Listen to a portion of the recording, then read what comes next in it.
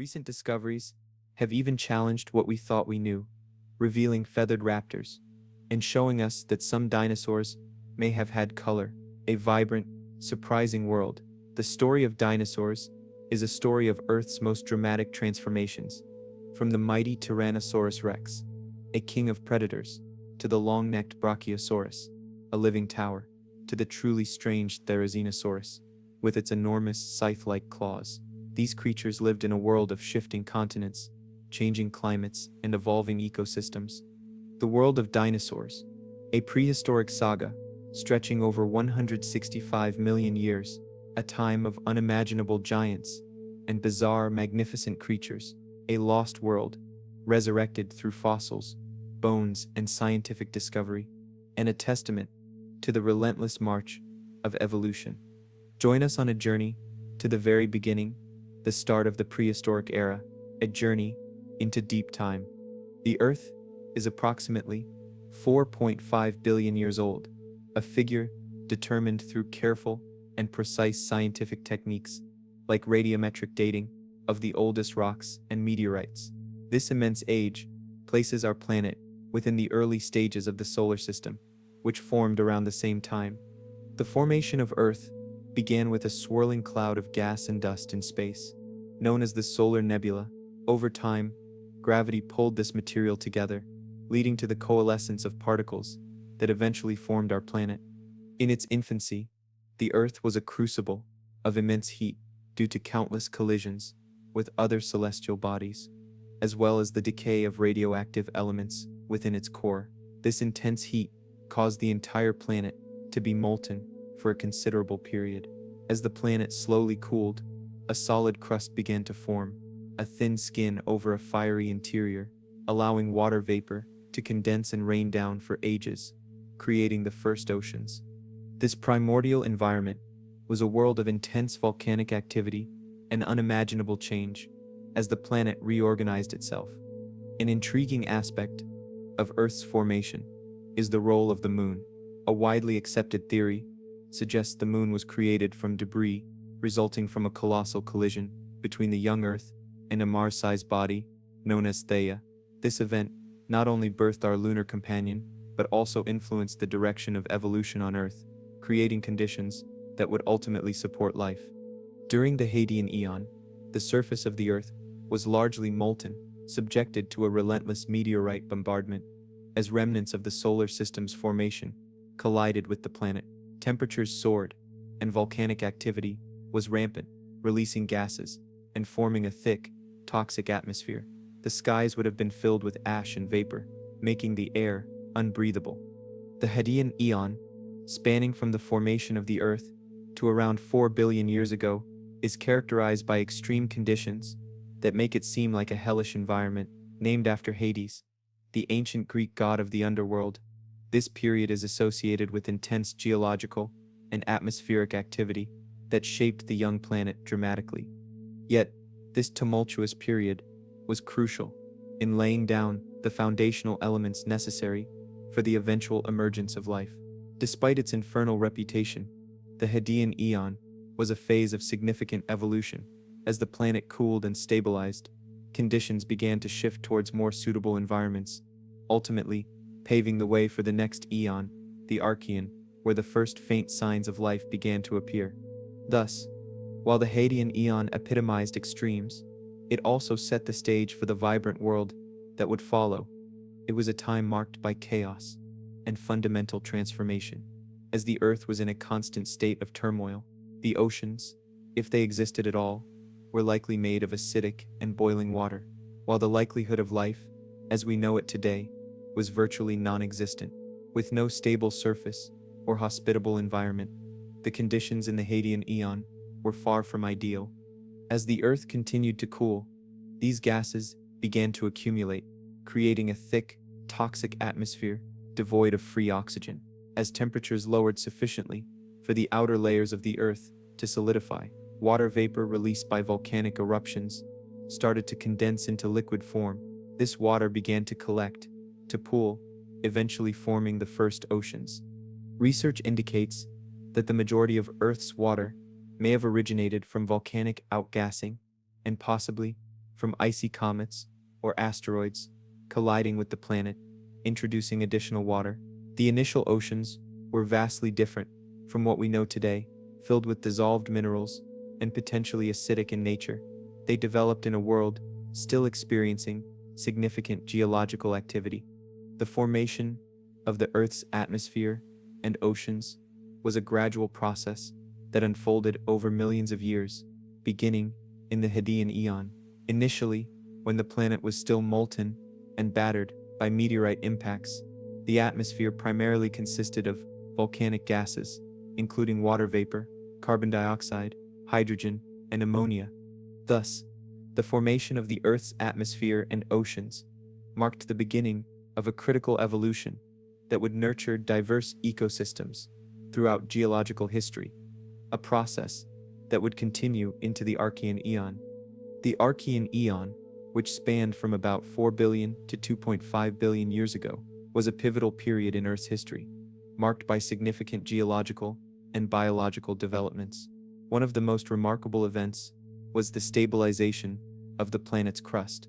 As temperatures dropped and geological activity began to moderate, the solid crust formed patches of land, known as cratons, the ancient cores of modern continents. As the oceans formed, they began to play a crucial role in shaping the atmosphere. Over time, the interaction between water and the gases in the air facilitated the gradual formation of a more stable atmosphere. As photosynthetic organisms began to appear in the Archean Eon, they released oxygen into the atmosphere through the process of photosynthesis. This introduction of oxygen dramatically changed the composition of the atmosphere, eventually leading to the development of conditions favorable for life as we understand it. Fossil evidence suggests that life was present as early as 3.5 billion years ago, with stromatolites, layered structures created by microbial communities, serving as some of the oldest known fossils. Another significant event of the Archean Eon was the emergence of photosynthesis. Some of the simple microorganisms developed the ability to harness sunlight to produce energy, a process that gradually transformed the atmosphere. During the Archean, the climate was conducive to the formation of the first oceans. These bodies of water provided a unique environment where life could potentially emerge. The simplicity of life during this eon is perhaps one of its most defining features. The earliest known life forms were prokaryotic microorganisms, such as bacteria and archaea. This method of energy production eventually led to the release of oxygen. Although it occurred on a small scale during this eon, these early organisms created a foundational shift in the chemical composition of the atmosphere, setting the stage for future biological diversification. The Archean Eon was also marked by geological activity that included the formation of greenstone belts, which are regions of metamorphic rocks, significant for understanding the early Earth's crust. These formations suggest that tectonic processes, similar to those we observe today, were occurring, hinting at the dynamic nature of the planet, even in its formative years. Collectively, these events during the Archean Eon laid the groundwork for more complex life forms and significant evolutionary advancements in the subsequent Proterozoic Eon, setting the stage for the formation of the first continents. The formation of the first continents, known as cratons, during the Archean Eon, was a gradual process, influenced by numerous geological mechanisms. Initially, the Earth's crust was hot and unstable, predominantly composed of volcanic rock. Over time, as the planet cooled, tectonic processes led to the accumulation of continental crust through a combination of volcanic activity, sedimentation, and the tectonic recycling of materials. A crucial aspect of continental formation involved the emergence of island arcs and microcontinents through processes like volcanic activity and the collision of tectonic plates. These landforms gradually coalesced to create larger landmasses. The intense geological activity also contributed to the differentiation of the crust, resulting in the formation of lighter, less dense rocks, such as granite, which are primarily found in continental crust today. These geological indicators collectively paint a picture of a dynamic Earth, showing how continents gradually emerged and evolved over billions of years. setting the stage for the diverse terrestrial environments that would also become home to the first single-celled organisms. Additionally, geologists utilize isotopic analysis to study ancient rocks, examining their compositions to understand their age and the processes by which they formed. The presence of banded iron formations, sedimentary deposits indicating ancient oceans, also supports a timeline for continental development and provides insights into early oceanic conditions.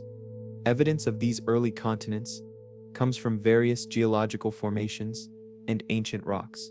One of the most significant pieces of evidence is the existence of ancient crustal remnants, often referred to as cratonic rocks, which can be found in areas known as cratons. For instance, rocks from the Acosta gneiss in Canada and the Nouveau Jitu greenstone belt, also in Canada, date back around 4 billion years and are considered some of the oldest known continental crust.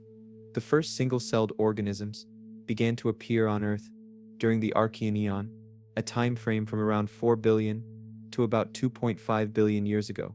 The conditions on the young planet became increasingly favorable for life as the cooling of the Earth's surface allowed for the formation of stable oceans and a solid crust. The exact process of how life originated remains a fascinating mystery, but several theories exist. One prominent idea is that simple organic molecules formed in primordial conditions, possibly aided by the energy from lightning or ultraviolet radiation. Over time, these complex molecules grew more intricate, eventually leading to the first living cells. The earliest known forms of life were prokaryotes, which lack a nucleus and are simpler in structure than more complex cells. Fossil evidence shows that these first single-celled organisms thrived in the marine environments of the Archean oceans, often in the form of microbial mats. One of the oldest and most notable fossils from this period is stromatolites. These layered structures, formed by the activity of microorganisms, provide crucial evidence of early life. Research indicates that some of these microorganisms developed the ability to perform photosynthesis, a significant evolutionary milestone, by harnessing sunlight to convert carbon dioxide and water into energy and oxygen. These creatures not only supported their own survival, but also began to alter the composition of the atmosphere.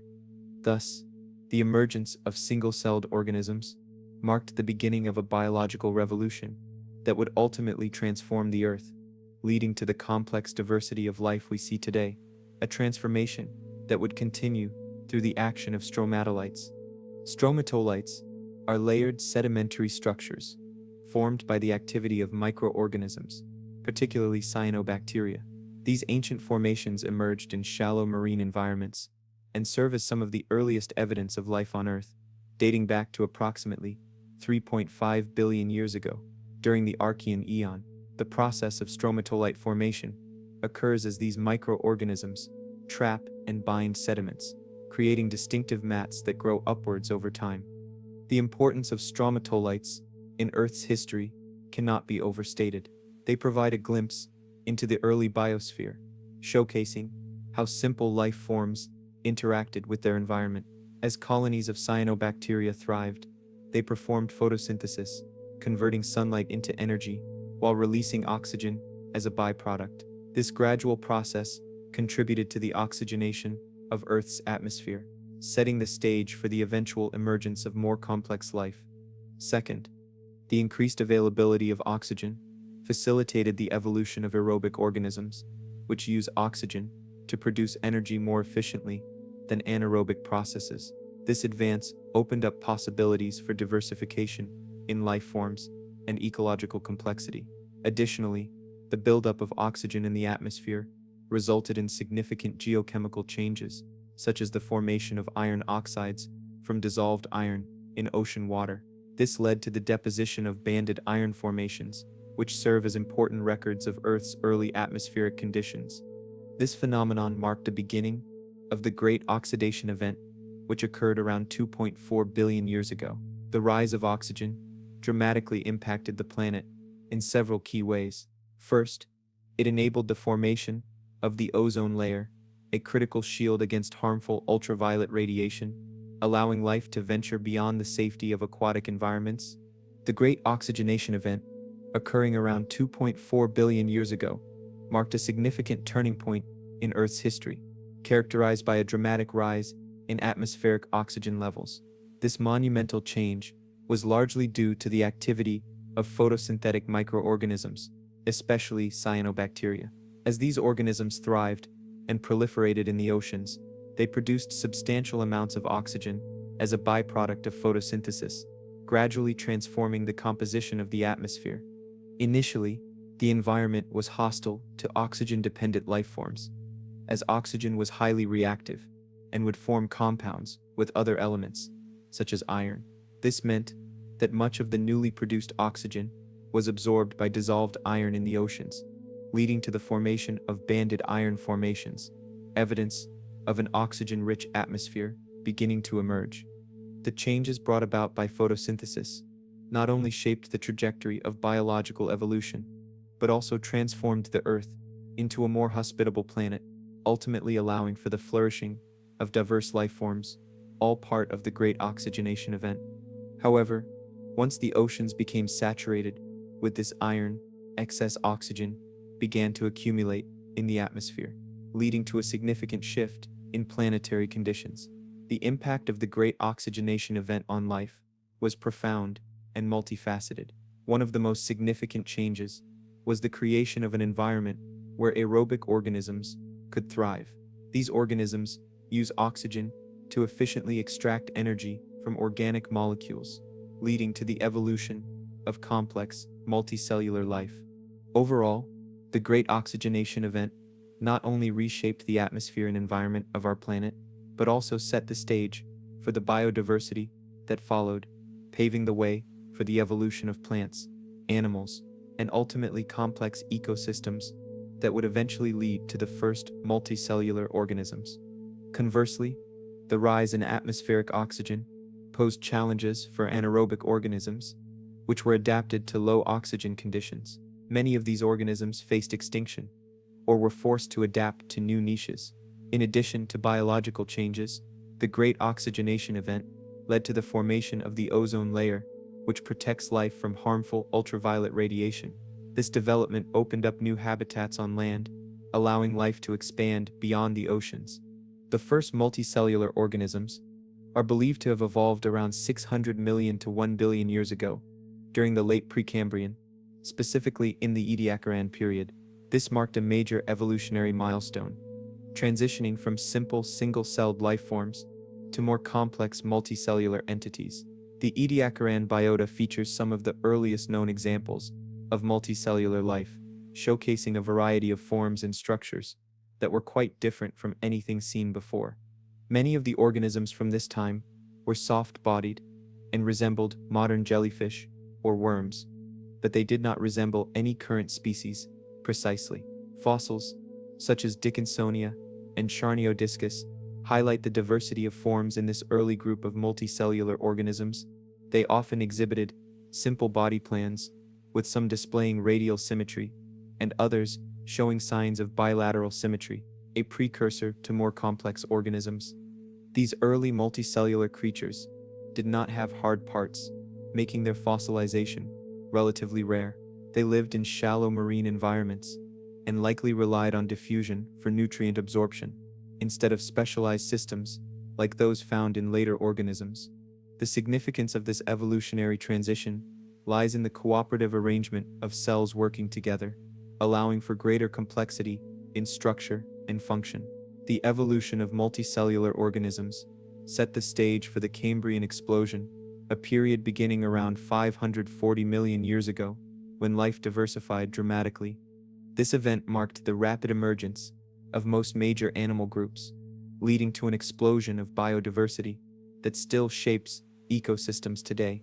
Thus, while these early multicellular organisms were simple by later standards, they were crucial for the development of the complex life forms that followed through the Cambrian explosion.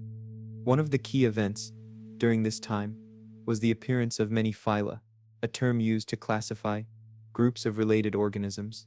Over a relatively short span, many complex forms of life evolved, including early ancestors of arthropods mollusks, echinoderms, and annelids. This explosion of diversity is reflected in the fossil record, where the Burgess Shale and other sites provide rich deposits that showcase the variety of life forms that thrived during this period. Some of these organisms had hard shells, exoskeletons, or other protective structures that facilitated their fossilization, providing valuable insights into their anatomy and biology. The Cambrian explosion, which began around 540 million years ago and lasted for approximately 20 million years, was a pivotal period in the history of life on Earth. It witnessed an unprecedented diversification of life forms, resulting in the rapid emergence of most major groups of animals we recognize today, an event often regarded as one of the most significant moments in biological evolution. Another significant aspect of the Cambrian period was the introduction of advanced forms of mobility and habitation. Organisms, such as trilobites, became prominent, showcasing complex behavior and ecology. The emergence of various feeding strategies, including filter feeding and predation, contributed to the creation of complex food webs, advancing the interdependence among organisms. Overall, the Cambrian explosion not only marked a phase of unparalleled biological diversity, but also laid the foundational framework for modern ecosystems, ultimately influencing the trajectory of life on our planet for millions of years to come and setting the stage for the Ordovician period. The Cambrian explosion was also characterized by the development of complex body plans and the establishment of ecological interactions. Many organisms began to exhibit advanced features, such as eyes, specialized appendages, and more sophisticated nervous systems. This diversification led to new ecological niches, where predation and competition shaped the evolution of species. The advent of predators likely drove evolutionary adaptations in prey, resulting in an arms race that sparked further evolutionary developments. The Ordovician period also witnessed the emergence of early land-dwelling organisms, particularly primitive plants. Evidence suggests that simple non-vascular plants began to colonize terrestrial environments, though life on land remained limited at this stage. This was a critical step in the transition toward a more complex terrestrial biosphere, foreshadowing the eventual terrestrial radiation of plants, insects, and other life forms in subsequent periods. The Ordovician period, which lasted from approximately 484 million to 444 million years ago, was a crucial time for the evolution of life on Earth. Following the Cambrian explosion, the Ordovician saw a further diversification of marine life, with many groups of organisms experiencing rapid evolution and expansion into new ecological niches. One of the most significant developments during the Ordovician was the evolution of a wide variety of marine invertebrates. Brachiopods continued to flourish, while the first true corals appeared, leading to the establishment of extensive coral reefs. These reefs became essential ecosystems, providing habitat for numerous organisms and significantly influencing marine biodiversity. Other notable groups that thrived included graptolites, which were colonial animals important for dating rock layers, and mollusks, which diversified into various forms, including the early cephalopods that boasted more complex structures. These creatures possessed elongated bodies, a cartilaginous skeleton, and a simple structure lacking true jaws. Instead of jaws, they have specialized mouthparts that allow them to attach to other organisms or feed on them, exemplifying a unique method of feeding. Their presence in ancient oceans indicates the early diversification of vertebrates in aquatic ecosystems. As marine ecosystems became more complex, increased competition and predation drove evolutionary innovations among species. Animals developed more advanced features, such as hardened shells and robust skeletal structures, which enhanced their survival in a dynamic environment. The relationships between organisms also grew more intricate, leading to the establishment of diverse food webs, setting the stage for the major developments that would unfold in the following Silurian period, including the appearance of the first vertebrates. The first vertebrates to appear on Earth were jawless fish, known as agnathans, which emerged during the Cambrian period, around 530 million years ago. These early vertebrates showcased the foundational characteristics of the vertebrate lineage, including a notochord, a precursor to the backbone, and a primitive nervous system. The most notable examples of these jawless vertebrates include lampreys and hagfish, which still exist today. The Silurian period, spanning from approximately 444 million to 417 million years ago, marked a significant chapter in the history of life, particularly for the colonization of land by plants. During this time, the Earth experienced favorable conditions that allowed for the expansion of life from aquatic environments onto terrestrial landscapes. The advent of vertebrates represented a major evolutionary milestone, leading to the development of more complex forms of life, including amphibians, reptiles, birds, and mammals. The lineage that began with these early jawless fish paved the way for the profound biodiversity that characterizes the vertebrate clade today and helped set the stage for the colonization of land. As the evolutionary timeline progressed into the Ordovician and Silurian periods, vertebrates began to exhibit further adaptations that allowed them to thrive. During the Silurian period, jawed fish, known as gnathostomes, made their debut, a significant advancement that transformed vertebrate evolution. The appearance of jaws enabled these fish to exploit new feeding strategies, promoting further diversification and the establishment of complex ecosystems. The earliest land plants were likely simple non-vascular organisms, closely related to modern mosses and liverworts.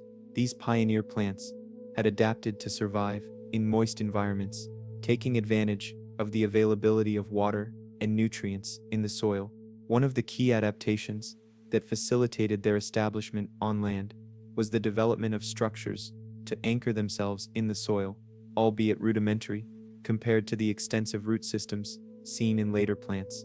They also evolved cuticles, which are protective layers that reduce water loss, helping them thrive in exposed terrestrial settings. During the Silurian, the increase in terrestrial plant life likely provided new habitats and food sources for a variety of organisms.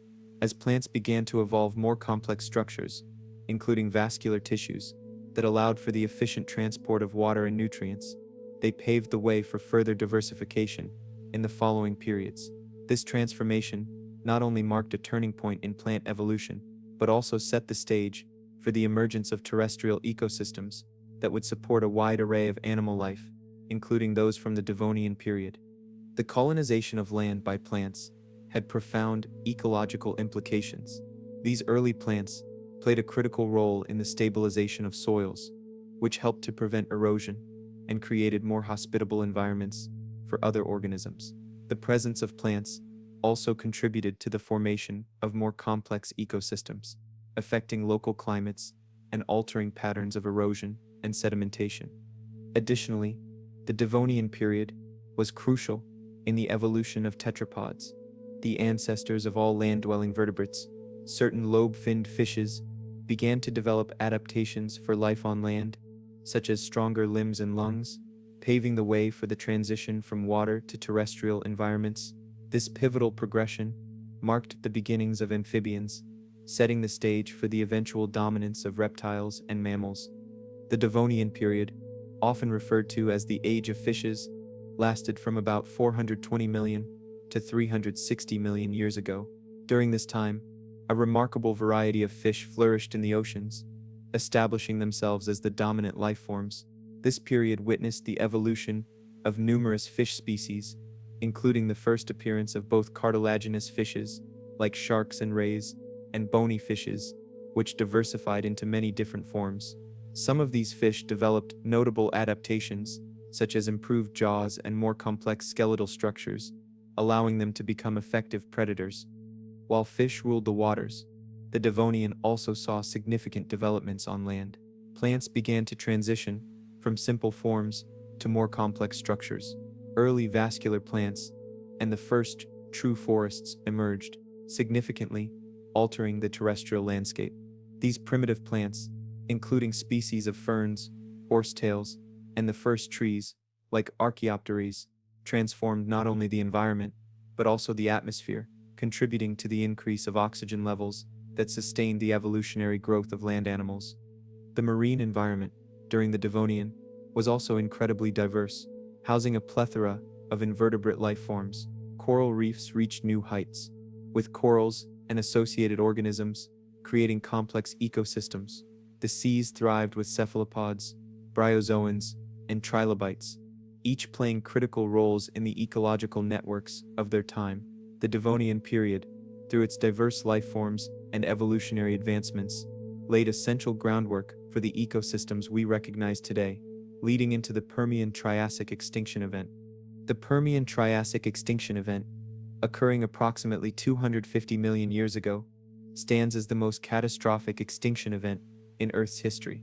It is estimated that up to 97% of all marine species and about 75% of terrestrial vertebrates disappeared during this event. This immense loss of biodiversity was likely triggered by a combination of factors, including intense volcanic activity, climate change, and possibly asteroid impacts. The volcanic activity, in what is now Siberia, released massive amounts of greenhouse gases, leading to significant temperature increases and ocean acidification. In the wake of this massive extinction, the ecological landscape underwent a remarkable transformation. With so many species gone, ecological niches were left unoccupied, creating opportunities for those organisms that survived.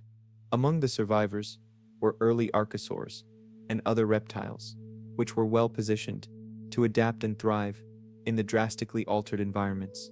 The extinction marked a significant turning point that allowed these early ancestors of dinosaurs to diversify and evolve over the subsequent millions of years. The Triassic period, following the extinction event, was characterized by an expanding array of ecosystems. Forests were repopulated with new types of plants, and importantly, reptiles started to dominate these environments.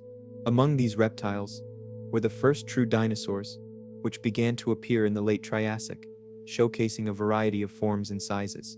With the competition for resources diminished and various ecological niches available, dinosaurs experienced rapid evolution, leading to their eventual rise as dominant terrestrial vertebrates throughout the Mesozoic era. This transition illustrates how extinction events, while catastrophic, play crucial roles in shaping the course of evolution.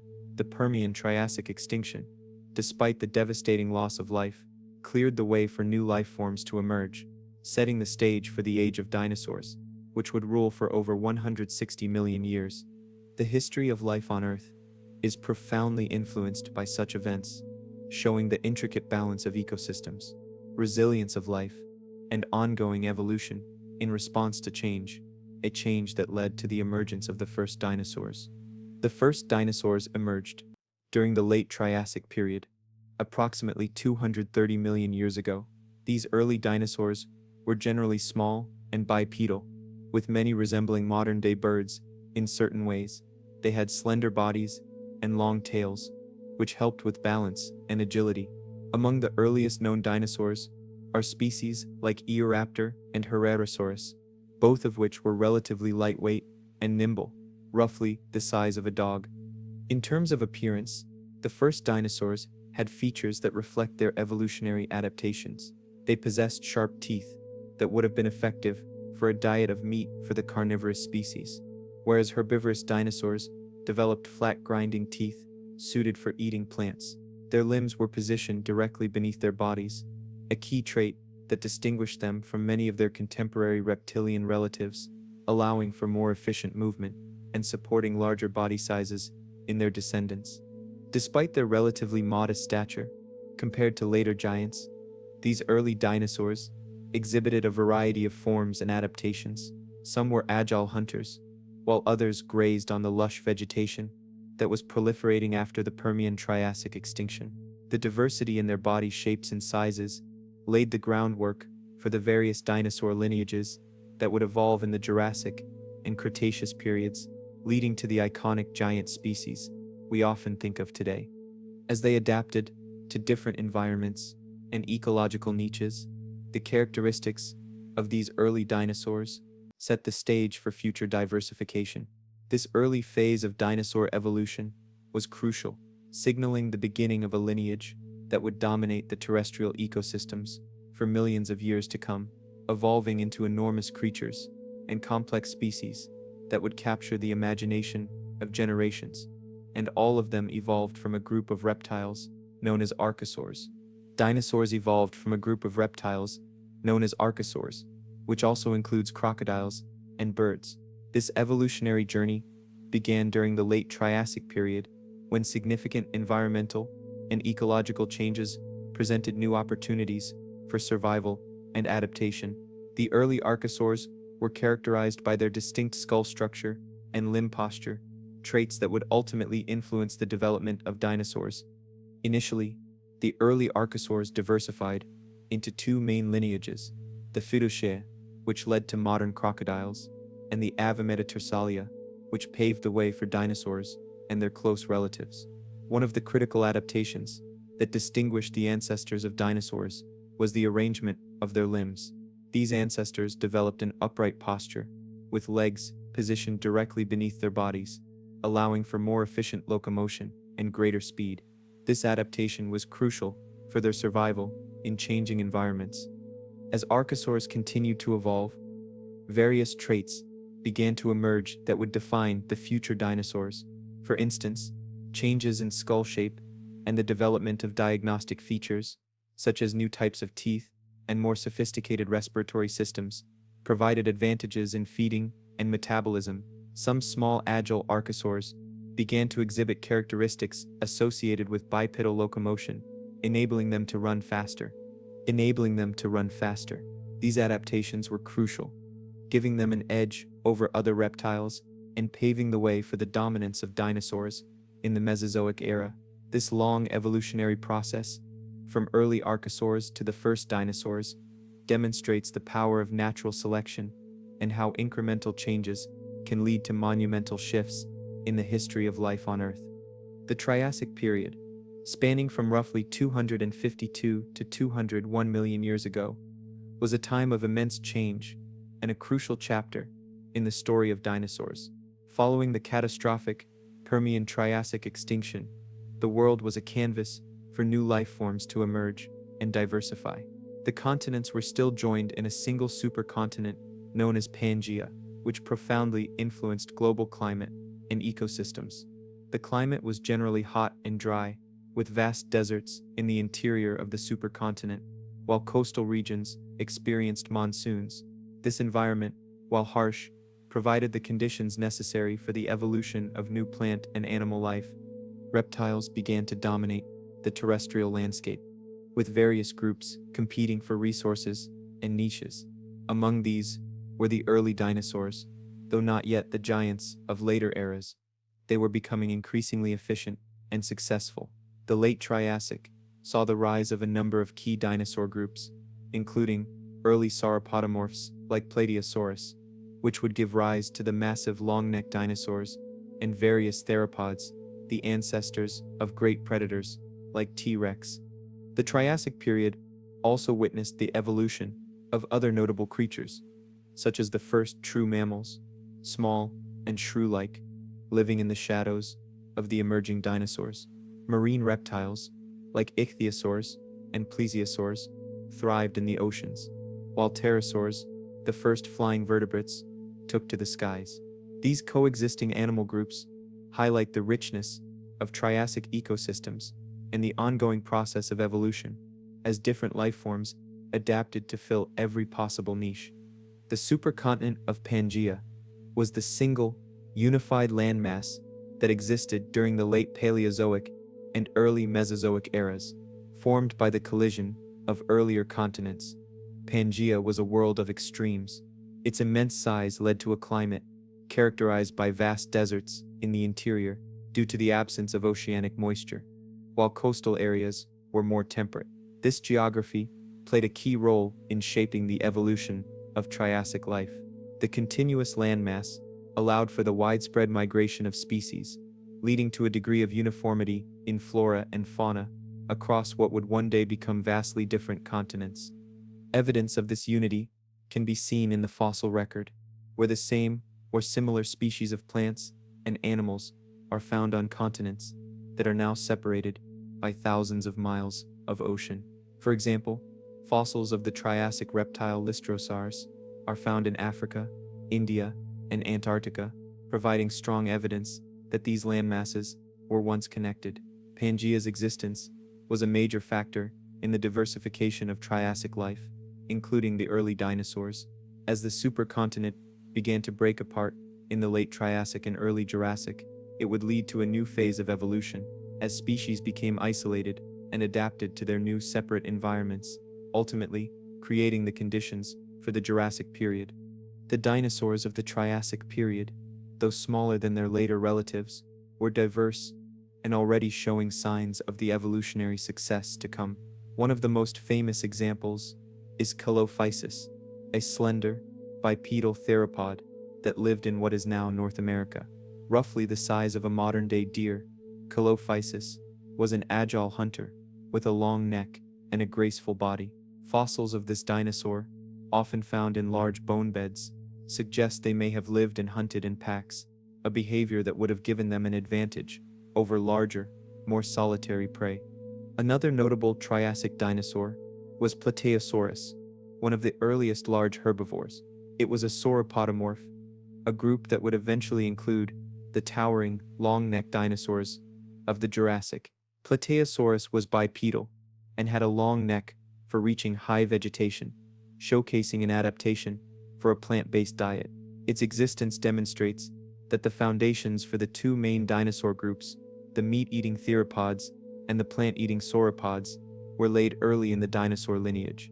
These early dinosaurs, along with others like Heretosaurus and Eoraptor, show us that the first dinosaurs were not just a single type of animal, but a diverse group with varied lifestyles and adaptations.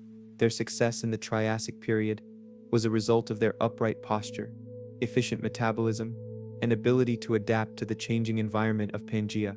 These key features would be passed down to their descendants, enabling them to survive the next great challenge, the Triassic-Jurassic extinction event. This extinction event, occurring around 201 million years ago, was a significant, though less severe, extinction compared to the Permian-Triassic event. Its cause is still a subject of scientific debate, but the leading hypothesis points to massive volcanic eruptions. These eruptions, associated with the early rifting of Pangaea, would have released enormous amounts of carbon dioxide and other greenhouse gases into the atmosphere. This led to global warming and ocean acidification, which proved fatal to many species. The Triassic-Jurassic extinction event had a major impact on both terrestrial and marine life. It led to the disappearance of many large, non-dinosaurian archosaurs and other reptiles, leaving a wide range of empty ecological niches. While this event was devastating to many forms of life, it was a pivotal moment for dinosaurs. They had already evolved to be well suited to the harsh conditions of the late Triassic, and they were among the primary survivors. The sudden removal of their main competitors allowed dinosaurs to truly flourish. With the competition gone, they were free to diversify and evolve into a wider range of sizes and forms, from the small, fast predators to the enormous herbivores that would come to define the Jurassic period. The Triassic-Jurassic extinction event, though a time of great loss, was ultimately what allowed dinosaurs to ascend to the dominant position they would hold for the next 135 million years, as the great age of dinosaurs truly began. The Jurassic period, spanning from approximately 201 to 145 million years ago, is often considered the golden age of dinosaurs. It was a time of immense growth and diversification, where the dinosaurs, now free from the competition of the Triassic, evolved into the iconic forms we know today. The global environment was also changing. Pangaea continued to break apart, creating new coastlines and inland seas. This fragmentation led to more diverse climates, with an overall shift from the arid Triassic to a more humid and tropical environment. Lush forests of ferns, conifers, and cycads covered the land, providing a vast food source for the ever-growing, herbivorous dinosaurs. This abundance of vegetation was the key to unlocking the true potential of the largest dinosaurs, the sauropods. The Jurassic period is defined by its giant dinosaurs, sauropods. The colossal long-necked herbivores reached incredible sizes during this time. Species like Brachiosaurus, with its long front legs and upright neck, and Diplodocus, with its incredibly long tail roamed the earth in herds. These giants were so large that they likely had to eat continuously to sustain themselves. Their existence in large numbers indicates a stable and productive ecosystem. The predatory dinosaurs, or theropods, also evolved to impressive sizes. Allosaurus, a powerful predator with a large head and serrated teeth, was the dominant carnivore of the North American Jurassic. It hunted both in groups and, alone, preying on the large sauropods and other herbivores. The sheer size and power of these Jurassic dinosaurs paint a picture of an incredible prehistoric ecosystem, where every creature was a master of its own domain. The balance between predator and prey, big and small, was what truly made the Jurassic the age of giants. The abundance of food and the lack of a dominant competitor allowed sauropods to grow to unimaginable sizes, reaching lengths of over 100 feet and weights of up to 100 tons. The sheer scale of these creatures is hard to comprehend, and their dominance defined the Jurassic period. They were essentially living landscapes, their very presence shaping the forests and plains they inhabited. Consider Apatosaurus, a name that for many is synonymous with the term Brontosaurus. It was a classic example of a Jurassic sauropod with a long neck and an even longer tail. Apatosaurus was built for a life of foraging on low-lying and medium-height vegetation. Its massive body was supported by 4 robust pillar-like legs. The sheer size of these animals raises questions about their biology. How did their hearts pump blood all the way to their heads? How did they manage to eat enough to survive? These are questions that paleontologists continue to explore. The world of the Jurassic was not just home to the Titans, it was also home to a diverse array of other dinosaurs. Stegosaurus, with its iconic dorsal plates and spiked tail, was a common herbivore of the late Jurassic. Its plates may have served as a form of thermoregulation, helping to control its body temperature, or as a display for attracting mates. Its small head and brain suggest it was not the most intelligent of dinosaurs, but its heavily armored body made it a formidable opponent for predators. Other dinosaurs, like the small, agile theropod Compsognathus, darted through the undergrowth, preying on small lizards and insects. These smaller dinosaurs show us the rich variety of niches filled during the Jurassic, from the apex predators to the tiny scavengers. The Jurassic was a time of dynamic and complex ecosystems where life truly flourished. The coevolution of plants and dinosaurs during the Jurassic was a fascinating aspect of this period. As dinosaurs evolved new feeding strategies, plants adapted in turn. The rise of flowering plants, though in their early stages, would change the landscape forever.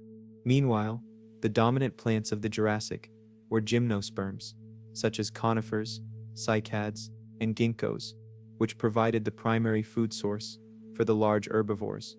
The fossil record of the Jurassic is rich with evidence of this coevolution. The sheer number of sauropod teeth found in certain fossil sites suggests they were not picky eaters, but simply consumed massive amounts of vegetation to meet their energy needs. The adaptations of armored dinosaurs like Stegosaurus and Ankylosaurus, which would become more prominent in the Cretaceous, are a testament to the arms race between herbivores and carnivores. The Jurassic period, with its majestic sauropods, fearsome theropods, and unique armored dinosaurs, remains a captivating part of Earth's history. It was a time of ecological balance, where life reached a peak of diversity and size.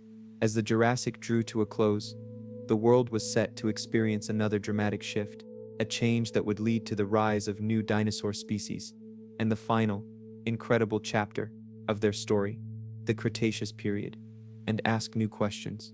The story of the dinosaurs continues to evolve, not just through new fossil discoveries, but also through the application of new scientific disciplines. Paleogenomics, the study of ancient DNA and proteins, is one of the most exciting new frontiers, offering a glimpse into the molecular makeup of these prehistoric giants. While recovering a complete dinosaur genome is currently impossible due to the rapid degradation of DNA over millions of years, scientists are making progress. they are able to analyze the remains of ancient proteins, which are much more durable than DNA. For example, a fossilized T. rex femur yielded what scientists believe to be collagen, a protein found in bone. Analyzing these protein fragments allows scientists to determine the evolutionary relationship between dinosaurs and modern animals, providing further molecular evidence that birds are in fact living dinosaurs.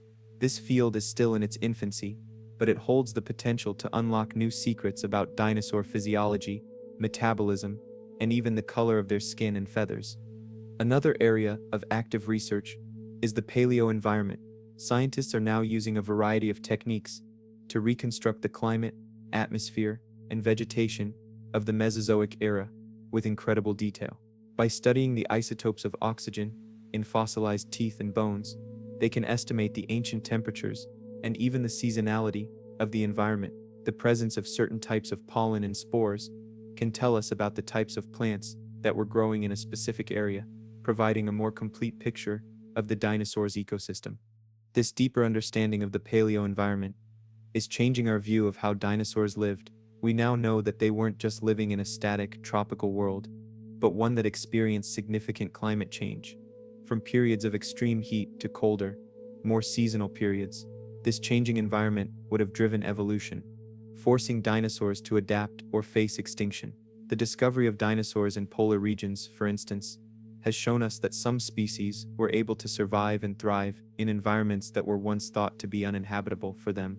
These polar dinosaurs would have had to endure long periods of darkness and cold, suggesting they may have had a higher metabolism or even migrated to warmer regions. The intersection of paleontology with astronomy and geology is also providing new insights. The study of the KPG extinction has shown us that Earth's history is profoundly influenced by events in space. The threat of asteroid impacts is not just a thing of the past, it is a constant, though rare, threat. By studying the KPG event, we can better understand the potential consequences of such an impact and develop strategies for planetary defense. The study of the Deccan traps has also shown us that life on Earth is vulnerable to major geological events, such as supervolcanic eruptions, which can trigger climate change on a global scale. The story of the dinosaurs is therefore more than just a tale of ancient animals. It is a story of planetary change, of the interplay between biology, geology, and astronomy. It is a story about the resilience of life and the power of evolution to adapt to even the most catastrophic events. The end of the dinosaurs was a dramatic conclusion to a 160 million year reign, but it was also a crucial chapter in the ongoing history of our planet. The legacy of the dinosaurs continues to inspire and captivate us, fueling our imagination and driving our scientific curiosity. They were the dominant life forms on Earth for a period of time that is almost incomprehensible, and the more we learn about them, the more we are in awe of their long, strange, and magnificent reign. The world they lived in is long gone, but the clues they left behind are a testament to their incredible existence, a testament that continues to teach us about the dynamic history of our world and our place in it, and ask new questions. The story of the dinosaurs continues to evolve, not just through new fossil discoveries, but also through the application of new scientific disciplines. Paleogenomics, the study of ancient DNA and proteins, is one of the most exciting new frontiers, offering a glimpse into the molecular makeup of these prehistoric giants. While recovering a complete dinosaur genome is currently impossible due to the rapid degradation of DNA over millions of years, scientists are making progress. They are able to analyze the remains of ancient proteins, which are much more durable than DNA. For example, a fossilized T. rex femur yielded what scientists believe to be collagen, a protein found in bone. Analyzing these protein fragments allows scientists to determine the evolutionary relationship between dinosaurs and modern animals, providing further molecular evidence that birds are in fact living dinosaurs. This field is still in its infancy, but it holds the potential to unlock new secrets about dinosaur physiology, metabolism, and even the color of their skin and feathers. Another area of active research is the paleo environment. Scientists are now using a variety of techniques to reconstruct the climate, atmosphere, and vegetation of the Mesozoic era with incredible detail. By studying the isotopes of oxygen in fossilized teeth and bones, they can estimate the ancient temperatures and even the seasonality of the environment. The presence of certain types of pollen and spores can tell us about the types of plants that were growing in a specific area, providing a more complete picture of the dinosaurs' ecosystem. This deeper understanding of the paleo environment is changing our view of how dinosaurs lived. We now know that they weren't just living in a static, tropical world, but one that experienced significant climate change, from periods of extreme heat to colder, more seasonal periods. This changing environment would have driven evolution, forcing dinosaurs to adapt or face extinction. The discovery of dinosaurs in polar regions, for instance, has shown us that some species were able to survive and thrive in environments that were once thought to be uninhabitable for them. These polar dinosaurs would have had to endure long periods of darkness and cold, suggesting they may have had a higher metabolism or even migrated to warmer regions. The intersection of paleontology with astronomy and geology is also providing new insights. The study of the KPG extinction has shown us that Earth's history is profoundly influenced by events in space. The threat of asteroid impacts is not just a thing of the past, it is a constant, though rare threat. By studying the KPG event, we can better understand the potential consequences of such an impact and develop strategies for planetary defense. The study of the Deccan traps has also shown us that life on Earth is vulnerable to major geological events, such as supervolcanic eruptions, which can trigger climate change on a global scale. The story of the dinosaurs is therefore more than just a tale of ancient animals. It is a story of planetary change, of the interplay between biology, geology, and astronomy.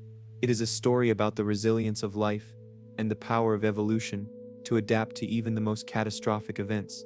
The end of the dinosaurs was a dramatic conclusion to a 160 million year reign, but it was also a crucial chapter in the ongoing history of our planet. The legacy of the dinosaurs continues to inspire and captivate us, fueling our imagination and driving our scientific curiosity. They were the dominant life forms on Earth for a period of time that is almost incomprehensible, and the more we learn about them, the more we are in awe of their long, strange, and magnificent reign. The world they lived in is long gone, but the clues they left behind are a testament to their incredible existence, a testament that continues to teach us about the dynamic history of our world and our place in it. The final chapter in the story of the dinosaurs is not just about their extinction, but also about their enduring legacy. We are still learning from them, not just about the past, but about the future. The study of dinosaurs has profound implications for understanding biogeography, evolution, and the resilience of ecosystems in the face of change. The dispersal of dinosaurs across the globe and their subsequent evolution into distinct forms as continents separated provides a clear and compelling case study in biogeography. By tracing the lineage of different dinosaur groups, we can reconstruct the movements of the continents and the history of Earth's landmasses. This has helped geologists and paleontologists alike to better understand plate tectonics and how a single, unified landmass fractured into the world we know today. The very distribution of dinosaur fossils is a roadmap to the past. The study of dinosaur evolution also offers powerful insights into the mechanisms of speciation and adaptation. The rapid diversification of mammals after the extinction event is a perfect example of adaptive radiation, where a group of organisms rapidly evolves into a wide variety of forms to fill empty ecological niches. The dinosaurs themselves are a testament to this process, as they evolved from small, bipedal reptiles into the colossal sauropods, the armored ankylosaurs, and the agile theropods. The evolutionary arms race between predators and prey, the coevolution of plants and herbivores, and the development of complex social behaviors are all lessons from the Mesozoic era that inform our understanding of how life evolves today. Beyond the scientific, the dinosaurs hold a special place in our culture and imagination. They are a timeless symbol of power, mystery, and a world lost to time. They inspire films, books, and art, and they are a gateway for millions of children into the world of science. The sheer wonder of their existence, the fact that such magnificent creatures once roamed the planet, is a powerful reminder of how unique and dynamic life on Earth truly is. The fossil record is a bridge to this lost world, and through it, we can continue to explore, to learn, and to be humbled by the history of our planet. Ultimately, the story of the dinosaurs is a story about the cycle of life and death on a planetary scale. It is a story of unimaginable beginnings, a long and successful reign, a sudden and dramatic end, and a new beginning. The dinosaurs may be gone, but their legacy lives on, in the rocks beneath our feet, in the birds that sing in the trees, and in our unending curiosity about a world that was once theirs. The end of their story is a testament to the fact that even after a great extinction, life finds a way, and that, in itself, is the most powerful and hopeful part of the entire epic. This continental drift led to the formation of new mountain ranges, vast shallow seas, and a more complex global climate. The temperatures were generally warmer than today, with no polar ice caps, and sea levels were significantly higher. This created vast inland seaways that divided continents and led to the isolation of species, driving speciation. The rise of flowering plants, or angiosperms, was one of the most significant biological events of the Cretaceous. These new plants, with their flowers and fruits, provided new food sources for herbivores, leading to a coevolutionary dance between plants and insects. The dinosaurs of the Cretaceous were a fascinating mix of old and new. While the colossal sauropods were less dominant in many parts of the world, new forms of herbivores rose to prominence. The hadrosaurs, or duck-billed dinosaurs, became incredibly successful, evolving complex dental batteries for grinding tough vegetation. They were the dominant herbivores of the late Cretaceous, and their sheer numbers suggest they were the cows and buffalo of their time. The Cretaceous period, a time of immense change, and the final act in the age of dinosaurs, spanning from approximately 145 to 66 million years ago. The Cretaceous was a period of incredible diversity and evolutionary innovation. The world continued to transform as the supercontinent of Pangaea fragmented further, creating the continents we begin to recognize today. While new herbivores emerged, the predators also continued to evolve. The theropods reached their apex during the Cretaceous. This is the era of Tyrannosaurus Rex, the ultimate apex predator. T. Rex was a massive, powerful hunter with an incredible bite force, and its fossils tell us a story of a creature at the top of its food chain. Other formidable predators included the sleek and intelligent raptors, like Velociraptor, which hunted in packs, and the enormous Spinosaurus, a semi-aquatic predator with a distinctive sail on its back. The sheer diversity of these Cretaceous theropods highlights the intricate food webs that existed at the time. The Cretaceous period was not only about dinosaurs on land, it was also a time of significant change in the oceans and skies. The oceans were ruled by a new class of marine reptiles, the mosasaurs.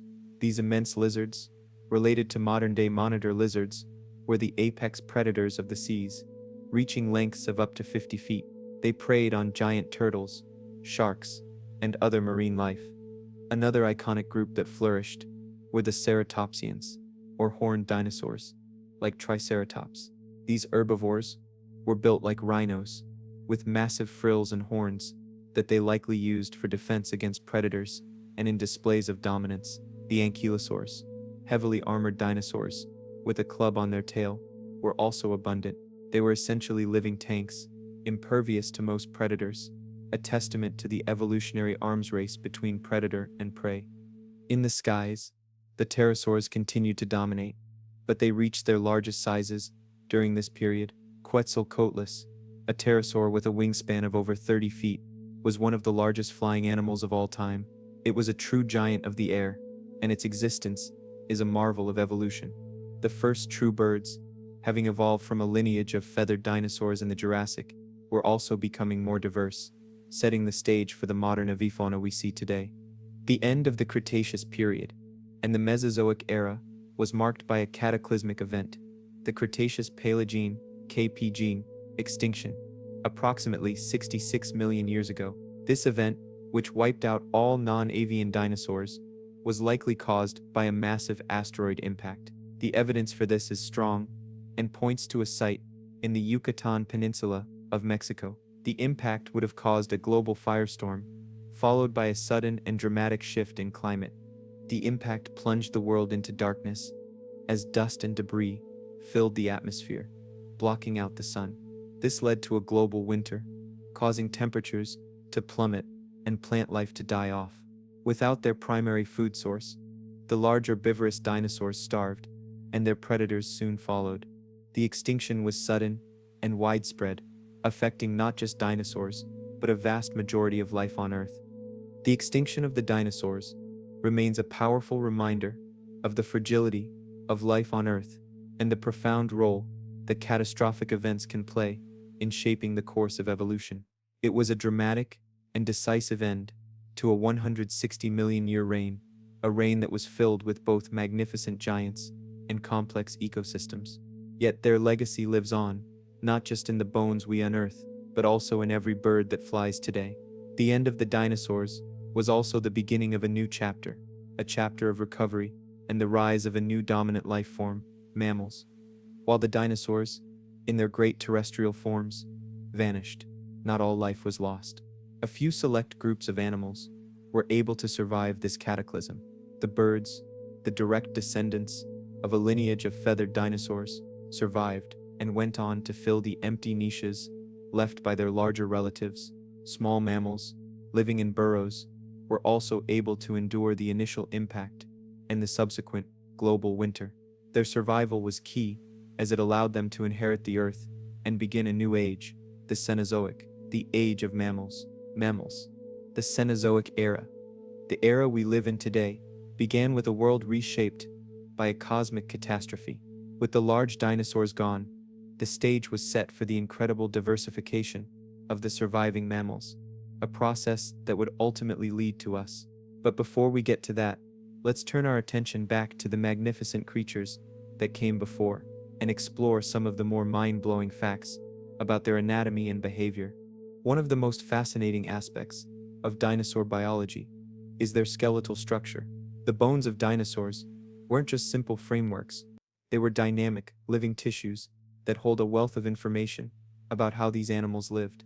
For example, the bones of sauropods were filled with air sacs, a feature known as pneumaticity. This wasn't just to make them lighter, though that was a helpful side effect.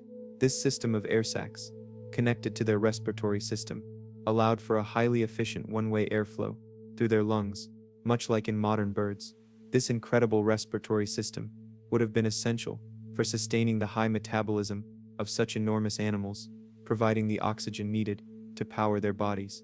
The presence of these air sacs also suggests a close evolutionary link between dinosaurs and birds, reinforcing the idea that birds are the direct descendants of a lineage of theropod dinosaurs. Speaking of theropods, their skeletons were also full of surprises. While we often imagine them as big lumbering lizards, the truth is they were incredibly agile and fast. Their bipedal posture, with legs positioned directly beneath their bodies, was a key adaptation for this.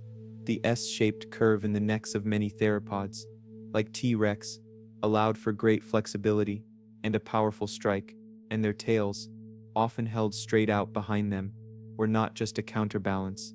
The tails of many dinosaurs, particularly the theropods, were stiffened by a network of tendons, turning them into dynamic counterweights that would have helped them make quick turns and maintain balance while running.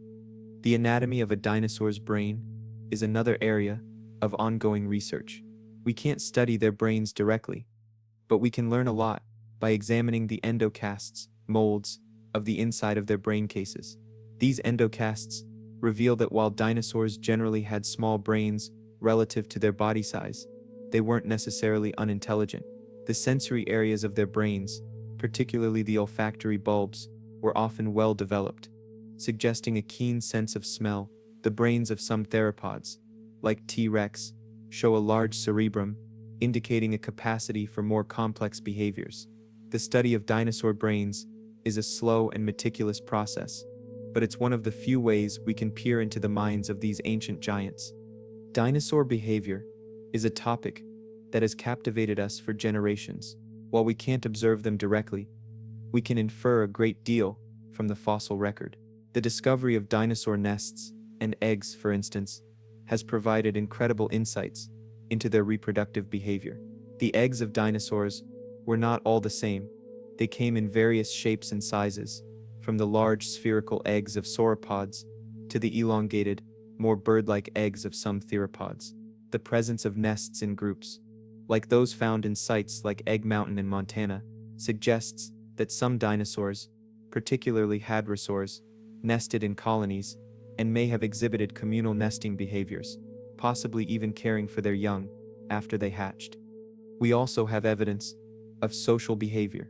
The presence of dinosaur trackways, where multiple individuals of the same species are found walking together, provides strong evidence that some dinosaurs, particularly the large herbivores, lived and moved in herds.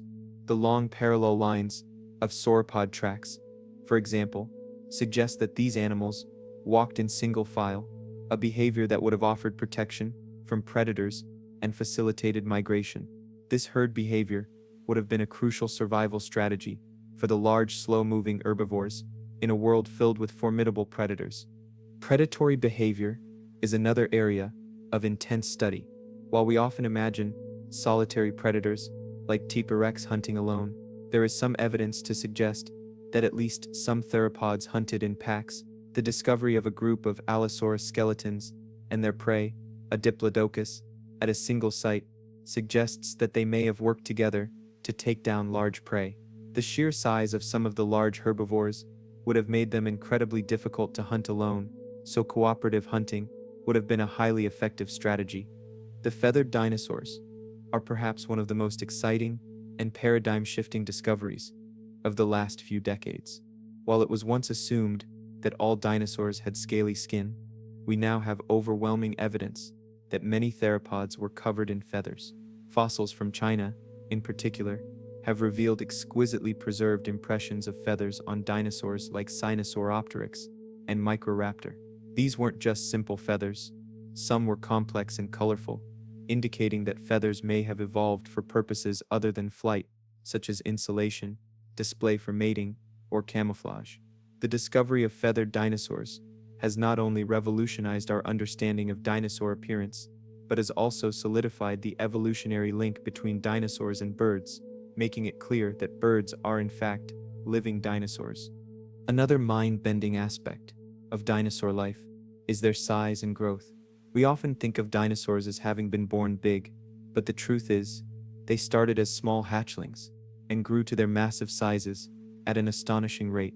The study of dinosaur bones, particularly through a process called bone histology, has revealed that dinosaurs grew incredibly fast. They had growth rings, much like trees, and by studying the spacing and patterns of these rings, paleontologists can estimate the age of a dinosaur and its growth rate. The rapid growth of dinosaurs suggests a high metabolism, more akin to warm-blooded animals than to the cold-blooded reptiles we often compare them to. This high growth rate was essential for reaching the enormous sizes that would allow them to dominate their ecosystems and become less vulnerable to predators as adults.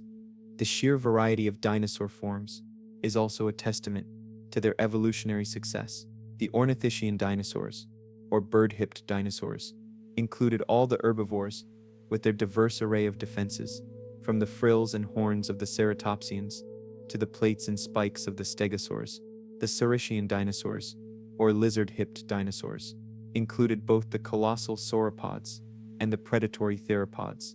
This classification, based on the structure of their hips, reveals the two main branches of the dinosaur family tree and highlights how a single lineage could evolve into such a breathtaking variety of forms, from the smallest pigeon-sized predator to the largest animal to ever walk the earth. This incredible diversity and the fundamental adaptations of their anatomy are what made the dinosaurs the masters of their world for over 160 million years. The masters of their world for over 160 million years. Their story is a sprawling epic, and as we delve deeper, we uncover new layers of their incredible existence. Beyond their sheer size and diversity, the geographical distribution of dinosaurs and the unique fossils that define them tell a story of a planet in constant flux. The geological record provides a roadmap to the past, revealing how the movements of continents influenced dinosaur evolution. In the early Jurassic, with the supercontinent Pangaea still largely intact, dinosaur faunas were remarkably uniform across the globe. You could find similar species of sauropods and theropods in what would become North America, Africa, and South America. This global distribution, however, began to change dramatically as Pangaea started to break apart. By the mid to late Jurassic, a rift valley began to split the supercontinent, leading to the formation of the Atlantic Ocean. This separation isolated dinosaur populations, leading to unique and distinct evolutionary paths. For instance, the African and South American dinosaurs began to diverge from their North American and European counterparts. The famous sauropod Gyrophoditon from Africa, once known as a species of Brachiosaurus, had a distinct body plan, with a more upright posture and a neck held higher than its North American cousin. Similarly, the theropods of the southern continents, such as Carcharodontosaurus from Africa and Giganotosaurus from South America, evolved to be as large or even larger than the T-Rex of the north. Yet they belong to a different family of predators. These giants of the south, known as Carcharodontosaurids, had huge skulls and serrated, blade-like teeth, perfectly designed for slicing through flesh. The fossil beds themselves are windows into these lost worlds. The Morrison Formation in North America, for example, is a treasure trove of late Jurassic dinosaur fossils. It is here that some of the most famous dinosaurs were discovered, including Allosaurus, Stegosaurus, and the iconic sauropods, Diplodocus and Apatosaurus. The presence of these diverse fossils in a single location tells us about a rich ecosystem with a variety of herbivores and their predators. The abundance of sauropod fossils, in particular, suggests that this was a productive, lush environment capable of supporting a vast number of enormous plant eaters. In contrast, the Jadakta Formation in Mongolia from the late Cretaceous paints a different picture. This fossil bed is famous for its discoveries of smaller, more agile dinosaurs from an arid, desert-like environment. It is here that the famous fighting dinosaurs fossil, showing a velociraptor and a protoceratops locked in combat, was found. The fossils from this formation are often exquisitely preserved, with evidence of feathers and skin impressions, offering a level of detail that is rare in other parts of the world. The stark differences between the Morrison and Jadakta formations highlight how much the world changed over the course of the Mesozoic era and how different ecosystems supported distinct dinosaur communities. The discovery of feathered dinosaurs in China in the 1990s revolutionized paleontology. Sites like the Yixian Formation and the Jahol biota have yielded thousands of fossils with soft tissue impressions, including feathers, skin, and even muscle.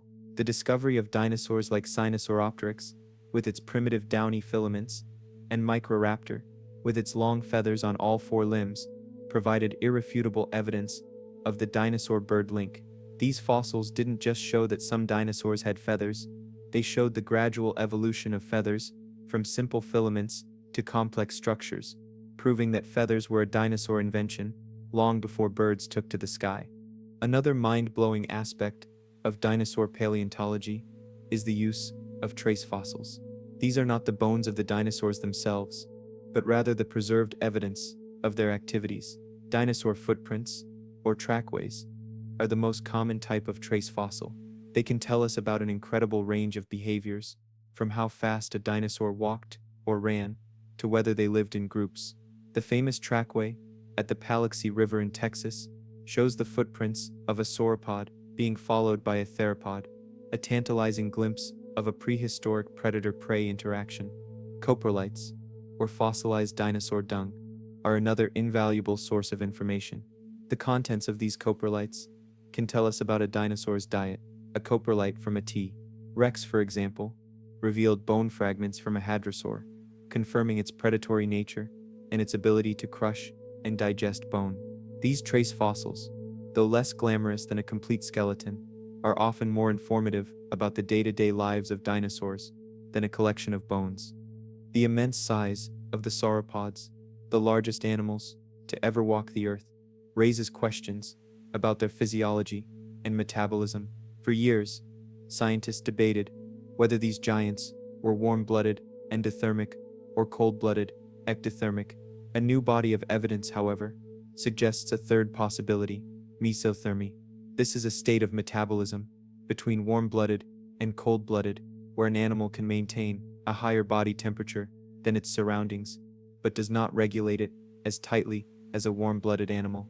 The rapid growth rates of dinosaurs, as evidenced by bone histology, and the need for enormous amounts of food to fuel their bodies, point to a higher metabolic rate than that of a modern reptile. The sheer scale of these animals also brings up questions of their biomechanics. How did a dinosaur, like Patagotitan, a sauropod from Argentina, that may have weighed up to 77 tons, support its own weight without its bones shattering? The answer lies in their skeletal structure. Their legs were thick and column-like, like the pillars of a great building. Their bones, as mentioned earlier, were pneumatic, making them strong but lightweight. Their feet were wide and padded, helping to distribute their immense weight. The engineering of these creatures was a marvel of evolution, allowing them to reach sizes that are simply mind-boggling. The story of the dinosaurs is not just a story of monsters and giants. It is a story of a lost world, one where the continents were in different places, the atmosphere was different, and life had taken a path that is both familiar and alien. It is a story of incredible adaptations, of a long reign, and of a cataclysmic end that paved the way for a new chapter in life's history. The more we learn about dinosaurs, the more we see that they were not just creatures of the past, but living, breathing, and fascinating animals that were intricately connected to their environment. And the more we learn, the more questions we have, questions that are waiting to be answered by the next generation of paleontologists who will continue to dig and continue to dream of a world of giants. And continue to dream of a world of giants. The pursuit of understanding these magnificent creatures is a journey through deep time, a journey that reveals not only the lives of dinosaurs, but the very nature of life itself. As we venture further, we uncover more intimate details about their sensory worlds and the bizarre, sometimes beautiful, forms they took. The sensory perception of dinosaurs is a field of active and exciting research. For a long time, it was assumed that dinosaurs relied primarily on sight and smell, but new evidence suggests a more complex sensory world. The fossilized remains of the inner ears of some dinosaurs, for instance, give us clues about their hearing. The inner ears of theropods, like T-Rex, were surprisingly complex, indicating that they were capable of hearing low-frequency sounds. This ability would have allowed them to hear the rumbling footsteps of distant prey, or the low-frequency calls of other dinosaurs over long distances, making them even more formidable predators. In contrast, the inner ears of some herbivorous dinosaurs were adapted to hear higher frequencies, perhaps to better detect the high-pitched calls of approaching predators. This difference in hearing abilities suggests a dynamic soundscape in the Mesozoic era, one we can only imagine. Vision was also a crucial sense for many dinosaurs. The size and position of their eye sockets give us clues about their visual acuity and whether they had binocular vision, which is essential for depth perception. The forward-facing eyes of T. Rex, for example, suggest it had excellent binocular vision, a key trait for an apex predator that needed to precisely track and attack its prey. Conversely, the side-facing eyes of many herbivores, like Triceratops, provided them with a wide field of vision, allowing them to spot predators approaching from almost any direction. This difference in eye placement is a classic example of how anatomy reflects an animal's ecological role, a testament to the power of natural selection. One of the most mind-bending areas of recent dinosaur research is the study of dinosaur coloration. For years, we could only guess what color dinosaurs were, often depicting them as dull gray or green creatures. However, the discovery of melanosomes, tiny cellular structures that contain pigment in the fossilized feathers of dinosaurs, has changed everything. By studying the shape and arrangement of these melanosomes, scientists can reconstruct the colors and patterns of a dinosaur's feathers.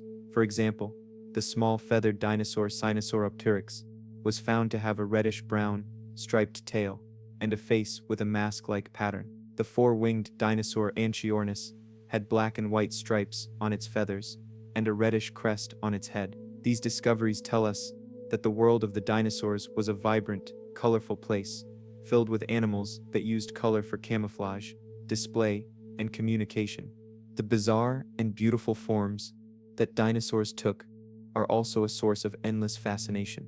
The hadrosaurs, for instance, had some of the most unique heads in the animal kingdom.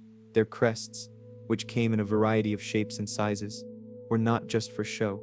The hollow crests of dinosaurs, like Parasaurolophus, were connected to their nasal passages, and they likely used them to produce a variety of sounds, from low-frequency rumbles to high-pitched calls. These crests would have acted like a resonating chamber, allowing hadrosaurs to communicate with each other over long distances, a crucial skill for herding animals.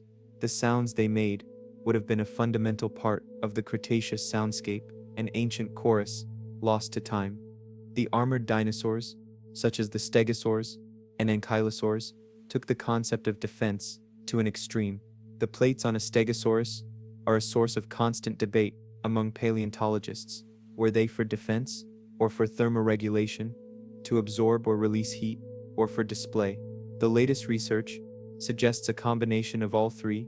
Their unique shape and the blood vessels that ran through them suggest they could have been used to cool the animal down or warm it up. The plates may also have been brightly colored to attract mates or intimidate rivals.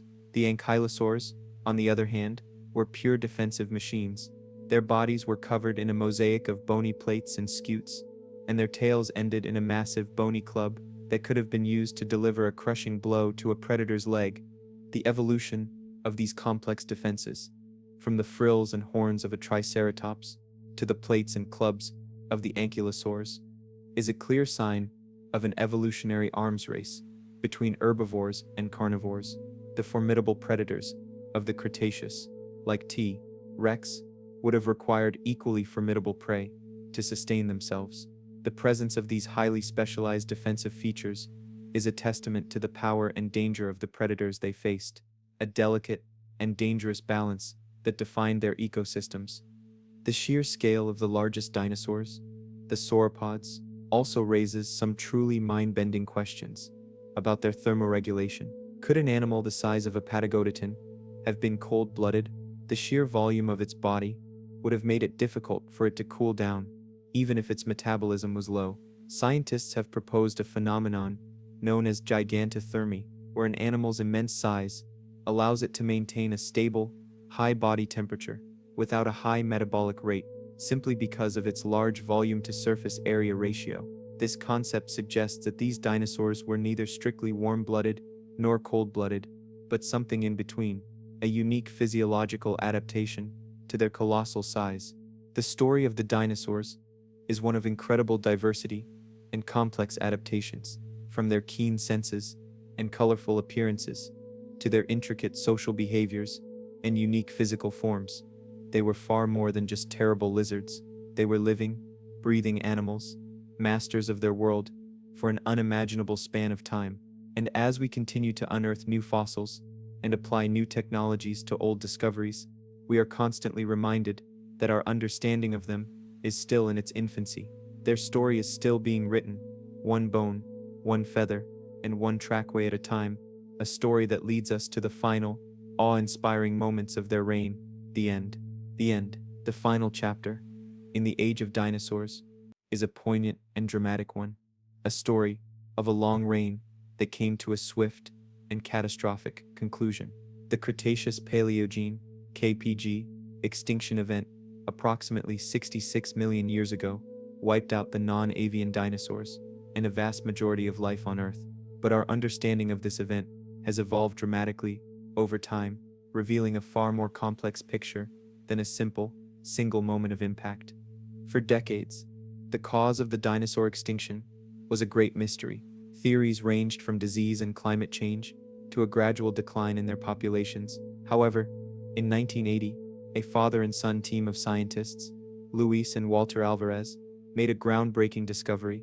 They found a thin, reddish-brown layer of clay at the KPG boundary that was rich in iridium, a rare element on Earth's surface, but common in asteroids and other extraterrestrial objects. This iridium anomaly was found in rock layers around the world, pointing to a global event.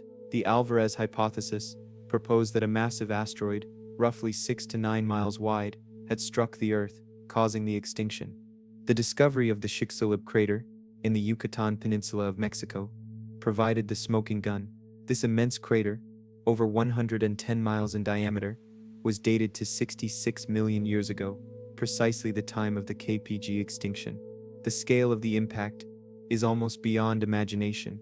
The energy released would have been equivalent to billions of times the power of the atomic bomb dropped on Hiroshima. The immediate effects would have been a massive firestorm, a gigantic tsunami that would have swept across the Gulf of Mexico, and a pressure wave that would have leveled everything for hundreds of miles. But the real killing blow was the long-term aftermath. The impact ejected trillions of tons of dust, ash, and soot into the atmosphere, creating a dense, global cloud. This cloud blocked out the sun, plunging the world into a prolonged period of impact winter. Photosynthesis, the foundation of almost all life on Earth, shut down. Plants died, and the herbivorous dinosaurs, starved of their food source, would have perished. The carnivorous dinosaurs, their prey gone, would have soon followed. The extinction was not instantaneous, but it was incredibly fast, in geological terms, likely occurring over a few decades to a century. While the dinosaurs were the most famous victims, the extinction event was a global catastrophe. It wiped out a vast majority of marine life, including the ammonites and the great marine reptiles, like the mosasaurs and plesiosaurs. It also took a heavy toll on flying animals, with most parasaurs going extinct. The entire food web, which had been so stable for millions of years, collapsed. The survival of certain groups of animals tells us a lot about the nature of the extinction. The survivors were mostly small creatures that could hide in burrows or live in water. Small mammals, who were already adapted to living in the shadows, were able to endure the impact winter. Their burrows provided shelter from the initial heat pulse and the subsequent cold. They could also survive on a wider range of food, from insects to roots, giving them a crucial edge over the specialized large dinosaurs. The birds, the direct descendants of a lineage of feathered dinosaurs, also survived, likely because they were able to fly and forage in new ways, and their smaller size meant they needed less food. The end of the dinosaurs, while catastrophic, was also a new beginning. With the dominant ecological niches now empty, the survivors were free to diversify and evolve in an unprecedented way.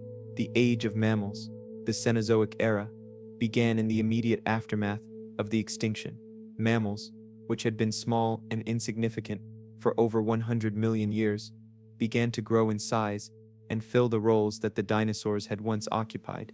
The small, shrew-like mammals of the Cretaceous gave rise to the horses, whales, primates, and countless other species that now dominate the planet. The legacy of the dinosaurs, however, is not just one of a long-ago reign and a sudden end. It is a legacy of scientific discovery and human fascination. Their fossils continue to tell us stories about a world we can barely comprehend, and with every new find, we are forced to reevaluate our understanding of them. The discovery of feathered dinosaurs, of dinosaurs with horns and frills, of dinosaurs with hollow bones and unique respiratory systems, all speak to a lineage of animals that were far more complex and successful than we ever imagined. The end of the dinosaurs was a tragedy, but it was a tragedy that opened the door for new life to flourish, ultimately leading to the world we inhabit today, a world shaped by a cosmic event and built upon the ashes of giants. And so, the story of the dinosaurs ends, but their influence on the planet and on life itself is still felt today. The great age of these magnificent creatures may be over, but the story of their lives and their world is something that will continue to captivate us for generations to come.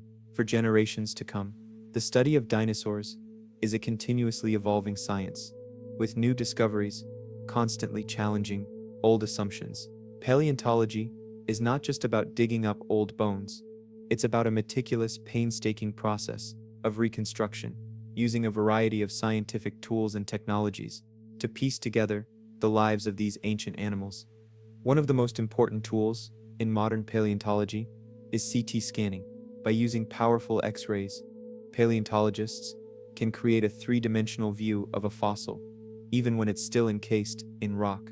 This allows them to see the internal structure of bones, revealing air sacs, muscle attachment points, and even the internal workings of a dinosaur's brain case. CT scanning has been a game changer for understanding the anatomy of dinosaurs, giving us insights into their senses and physiology that were once impossible to obtain. It's how we've learned about the keen sense of smell in a T-Rex and the unique hearing abilities of a hadrosaur. Another cutting-edge technique is bone histology, or the study of bone tissue. By taking a thin cross-section of a fossilized bone and examining it under a microscope, paleontologists can see growth rings, much like the rings of a tree. The spacing of these rings tells us how fast a dinosaur grew and at what age it reached maturity. This has led to the incredible discovery that many dinosaurs, particularly the large sauropods, grew at an astonishing rate, sometimes adding thousands of pounds a year. This rapid growth suggests a high metabolic rate, a more bird-like or mammal-like physiology than we once thought. The discovery of fossilized soft tissues is one of the rarest and most exciting events in paleontology. While it's incredibly rare for skin, feathers, or other soft tissues to be preserved, when they provide a wealth of information.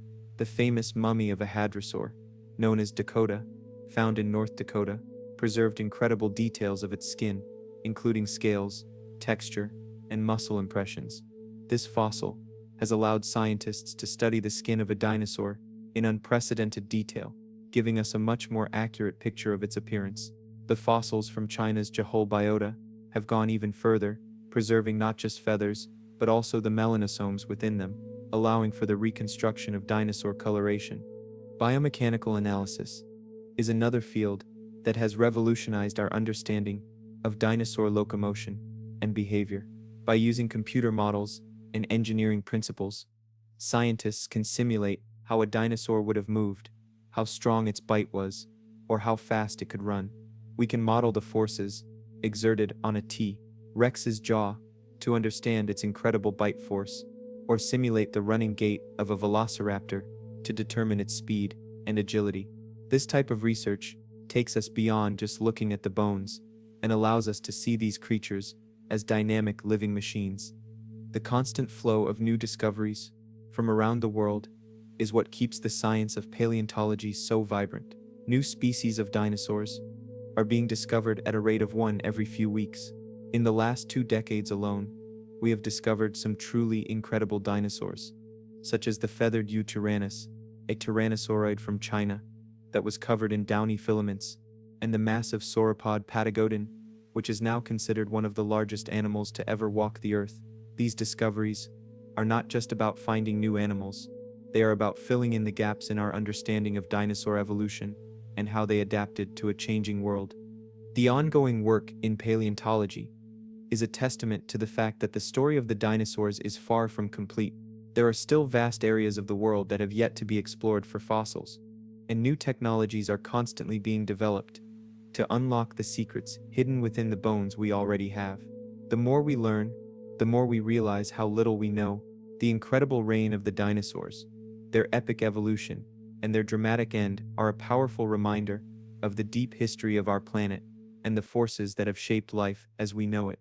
Their story, told through the rocks and bones they left behind, is a timeless epic that will continue to unfold, one discovery at a time. The world of dinosaurs is a world of immense questions, and one of the biggest questions of all is, what happened to them? We know the asteroid impact, but the full story is much more complex. While the asteroid impact was the primary trigger, a series of other factors were already at play, making the dinosaurs and the global ecosystem vulnerable to a catastrophic event. The asteroid was the final blow, but the world was already in a state of precarious balance. One of the key contributing factors was a period of intense volcanic activity known as the Deccan Traps in what is now India. For hundreds of thousands of years, leading up to the KPG extinction. Massive volcanic eruptions released enormous amounts of greenhouse gases, particularly carbon dioxide and sulfur dioxide, into the atmosphere. This would have led to a gradual, but significant, increase in global temperatures, known as global warming. It also released sulfur dioxide, which would have reacted with water vapor to form sulfuric acid aerosols, leading to acid rain. This long-term, low-grade environmental stress would have weakened ecosystems, making them less resilient to a sudden shock. The impact of climate change on the dinosaur world was likely profound. The gradual warming would have altered plant life, changing the food sources for herbivores. Acid rain would have harmed vegetation and acidified the oceans, putting stress on marine life. These slow-burning crises would have already been thinning the ranks of certain species, making them less able to cope with a sudden, global catastrophe. The asteroid impact, in this context, wasn't just a random act of fate, it was a knockout punch to a world already on the ropes. Another factor was the changing global geography. The continued fragmentation of Pangaea was creating new continents and oceans, and with them, new climate patterns and isolated ecosystems. While this led to a great diversification of species, it also made life more susceptible to extinction. Species that were once widespread across a single landmass were now isolated on different continents, and if a catastrophe struck one region, it could wipe out an entire population. The asteroid impact, being a global event, affected every isolated ecosystem simultaneously, leaving no place to hide. The ecological niche of the dinosaurs themselves may have also contributed to their demise. The non-avian dinosaurs were for the most part large. The largest species, such as the sauropods, required an immense amount of food to survive. When the global winter set in and plant life died off, these large herbivores were the first to starve. Their size, which had been their greatest advantage for millions of years, suddenly became their biggest liability. The predators that fed on them, such as T-Rex, would have quickly followed. In contrast, the survivors of the extinction were almost exclusively small animals. Small mammals, small lizards, and birds, for example, could survive on much less food and could find shelter in burrows or under rocks. This size-dependent extinction is a powerful piece of evidence that the primary killing mechanism was the collapse of the global food chain. The asteroid impact set off a cascade of events that disproportionately affected the largest animals on the planet, clearing the way for smaller creatures to inherit the Earth. The end of the dinosaurs, therefore, was not a simple story of a rock hitting the planet and everything dying. It was a complex, multi-layered event that involved millions of years of gradual environmental change, a changing global geography, and a sudden, violent, and cataclysmic asteroid impact. It was the perfect storm of long-term environmental stress and a short-term, devastating shock. It was a dramatic reminder that life on Earth is a delicate balance, one that can be upset by forces both from within and from beyond our planet. The great age of dinosaurs was over, and a new age, the age of mammals, was about to begin. But before the mammals could truly take over, the world itself had to recover, a slow and painstaking process that took millions of years. A slow and painstaking process that took millions of years. In the aftermath of the KPG extinction, the world was a shattered, desolate place. Forests were gone, the oceans were lifeless, and a global winter had left the planet shrouded in darkness. Yet, life, in its remarkable resilience, found a way to rebound.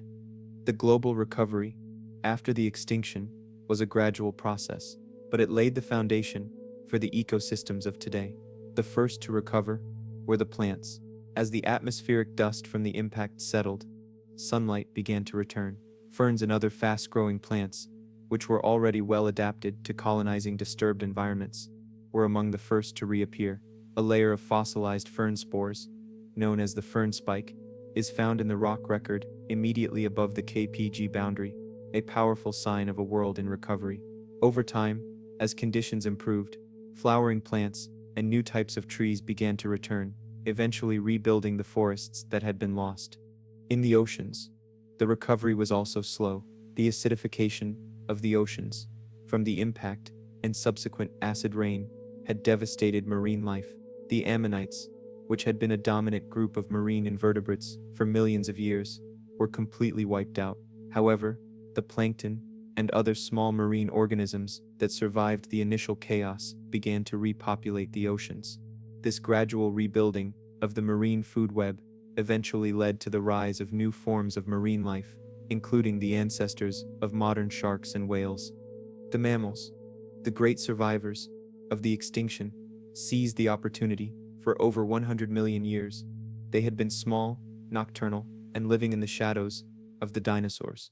But with the competition gone, they began to diversify and grow in size. This rapid diversification, known as an adaptive radiation, saw mammals evolve into a wide variety of forms and fill every empty niche. Within a few million years, the small, shrew-like mammals of the Cretaceous gave rise to the first large herbivores and carnivores.